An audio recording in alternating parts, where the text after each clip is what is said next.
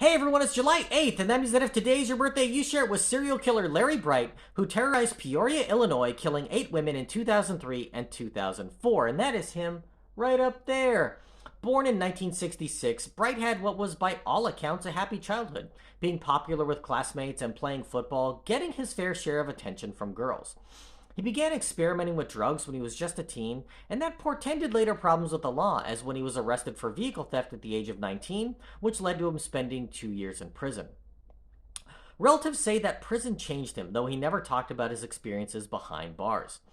After his incarceration, he tried to go straight, working a physically demanding job of laying concrete, which led to a back injury. After 3 surgeries, he became addicted to painkillers and lost his job, moving into an apartment behind his mother's house. Bright also developed an obsession with sex and pornography involving interracial couples. In 2003, the strangled bodies of black women began turning up in the Peoria area, and because many of them were homeless or prostitutes, the authorities didn't assign the same resources as they might otherwise. Bright had begun to drive around and offer women he saw on the street money and drugs for sex. He would take them back to his apartment where he would sexually assault them at knife point, then strangle them and dump their bodies.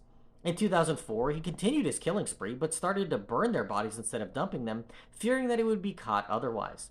In August of that year, Bright picked up a prostitute and brought her home, where he held her at knife point. When he was done beating and sexually assaulting her, she managed to escape, but didn't go to the police, fearing that she would be arrested on 2 outstanding warrants.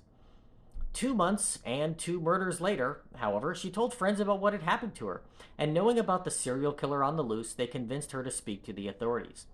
A $20,000 reward had been established by this point for information leading to the arrest and conviction of the killer, but she was denied any part of it because the police were about as vigilant in handing that out as they were at investigating the murders.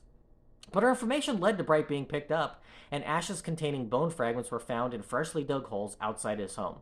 Confronted with this evidence, he finally admitted to what he had done, and as part of a plea bargain to avoid the death penalty, he confessed to 8 killings in total and was sentenced to 8 consecutive terms of life in prison without the possibility of parole, where he remains to this day.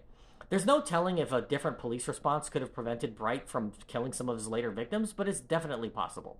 If this is your birthday, I hope you have a great day. Leave me a comment so I can wish you a happy birthday. If you know somebody whose birthday it is today, send them this video so I can find out all about their birthday twin. And to Larry Bright, I say, happy birthday, you bastard.